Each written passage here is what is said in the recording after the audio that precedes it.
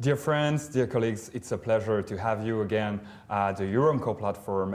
Today we are at EMUC in Lisbon, in Portugal, and I have the honor to have Dr. Markus Eckstein with us. He's an assistant professor in pathology department in Germany.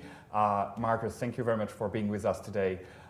It was a fantastic session yesterday on artificial intelligence and pathology, and you had a talk on how AI can improve the assessment and the understanding of tumor complexity regarding transcriptomics and proteomics. So, Markus, can you explain us how AI works in that settings and how you use it and how you see it? Sure, yeah. Thank you first for having me here. It's a great pleasure for me here, and indeed we had a great session yesterday about AI, how it's transforming translational research but also pathology. And I think before we start jumping into complex spheres of proteomics and transcriptomics, we just can start a bit with AI and how we envision the use in pathology, for example. And I think there are pretty good examples where we already use AI in daily practice in pathology, for example, for core needle biopsies of the prostate, where it really can speed up processes in diagnostics, where we can use these algorithms from different companies to speed up diagnosis of cancer versus non-cancerous biopsies, or which can aid us to reasonable use immunohistochemistry, for example, as accompanying diagnostics.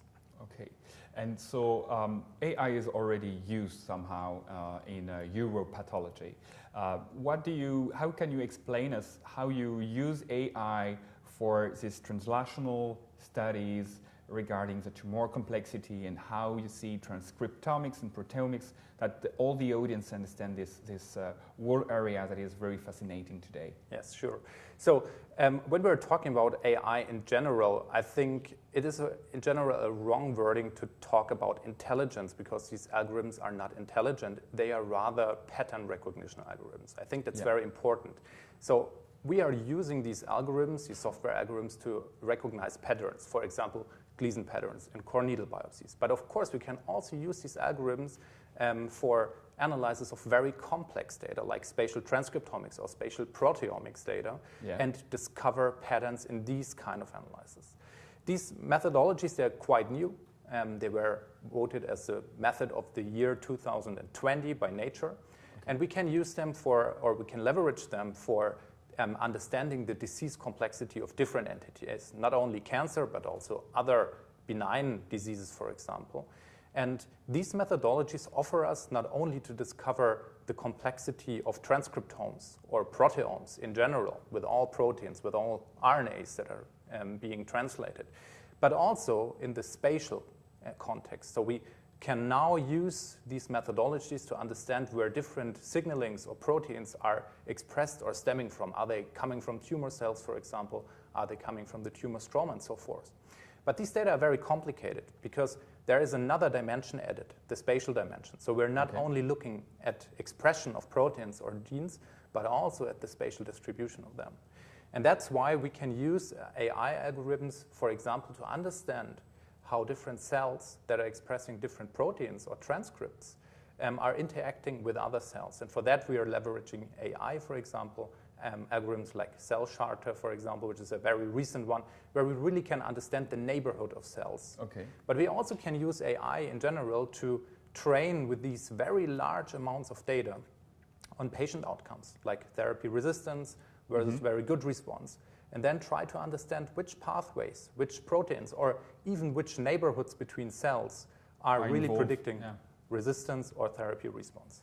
That's fantastic. So it's also helps you, like, in research, to speed up the process of the research and to make it more clear and have a broader overview of which proteins, in terms of, if you look at the proteomics, are involved, right? Yes, absolutely. So it is really a great tool to speed up these processes because we're really dealing with millions of data points per a very few samples, for example. So it's really great. And it's also used by companies, for example. There are companies like Oken from France, other AI companies that are trying to use big data on the one hand, but also on the other hand, AI algorithms to understand and analyze these data for shaping precision oncology in the future.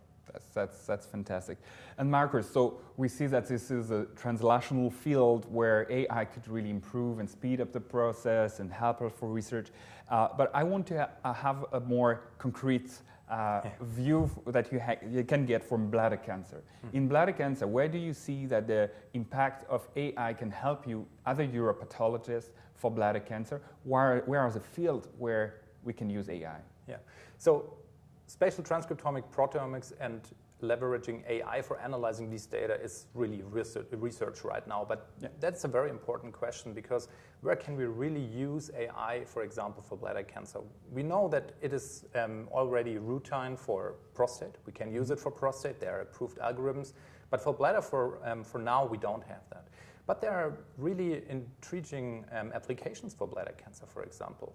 Given the approval of erdafitinib based on the TOR results, for example, we need to screen patients in the future for FGFR3 mutations. And we currently have a paper in a publication process where we exactly did this together with a company from France, with Okin, to try to predict mutations from H&E slides directly, which potentially could lower the costs of molecular testing, because we can pre-screen the histology slides to get the patient who will be more that have a higher likelihood, and then we can say, okay, let's test FGFR positive. Yes, right. Yeah.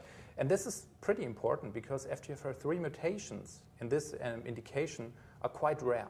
So we only speak about 10 to 15%. Yeah, true. So we would have to spend a lot of money for testing for a very small proportion, right? Yeah.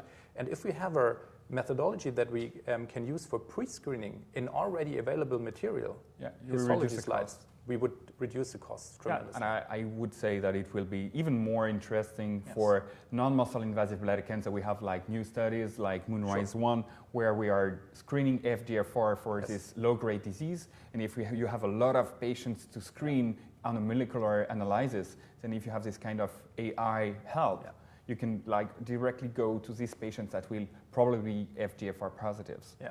Okay, that's very interesting. Maybe another question regarding cytology. Cytology is, in my opinion, and we were discussing it, it's still something that is very old-fashioned, the way we do cytology on a daily basis. But it has such an important impact in our patient management. How do you see that there is potential help of AI for reading cytology slides? Yeah, sure, of course. So me personally, I hate cytology because it's so tedious. It's not only old-fashioned, it's very tedious. You really need a long time per one case, and sometimes you have hundreds of these cases per day. And that really takes a long time. That's why we're using a lot of people, like technicians, that are pre-screening these slides. The pathologists are signing out the cases in the end, validating them. And that's a very traditional, quite expensive process. But AI is really well suited for speeding this process up, because we're talking, for these tasks in cytology, we're talking about simple pattern recognition. We just want to classify cells in benign versus malignant. That's what we want to do. And that's something that works very well. We know that from gynecological pap smear cytologies, for example, that it works very well. It's already used in many private practices that are doing a lot of these pap smears. But we also see that it's helpful, for example, in blood or bone marrow cytology, but also in urine cytology. There are works from a group in the United States that are really focusing on that, and they really see that you can leverage AI for predicting carcinomas or carcinoma in situ much more accurate than human readers when you use that. And you can even quantify the disease burden, and it's correlating with the time to progression, for example. So we can also draw or get more information that we're currently not able to conclude from these slides. And I think that this is something also very important that you underlined. We know from literature that up to 57% of high-grade cytology might be different from a pathologist to another, and there is a high discrepancies between the results. And I think for big departments where you don't have maybe, or small departments where you don't have a uropathologist expert like you are, and you need to read a lot of cytologies, this kind of AI will maybe also make the pathologist more confident to read all these slides that might be a bit technical for some people, and speed up this process and the workload. Totally, totally. I mean, I totally agree. That's one of the biggest advantages for now and also in the future, that we can increase the confidence level of people that are not so used to certain kind of analysis, like prostate cancer, core needle biopsies assessment, but also cytology, for example. And on the other hand, we can also speed up processes. And that's something that we certainly will need in the future, because we are facing a constant shortening of pathologists in Europe, not only in Germany, but also in France and in other countries we need more across Europe. pathologists. We would need more, but we are not getting more. That's a problem. And when the population is getting older right now, we're getting more and more cancer diagnosis by our shortening of pathologists. So we will also need AI to speed up tedious tasks like lymph node metastasis detection and so forth. So we will have to use it. It's not a matter of if we want to use it, we will have to do that. And Markus, last question. Are you scared that AI will replace pathologists? That's always the last question, but to be honest, I'm not scared at all, because AI is a chance for us. We will have to use it.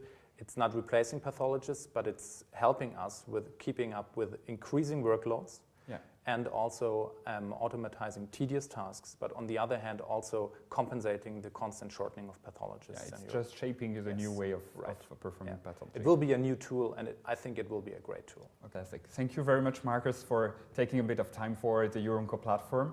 It was a pleasure to have you. Thank you so much.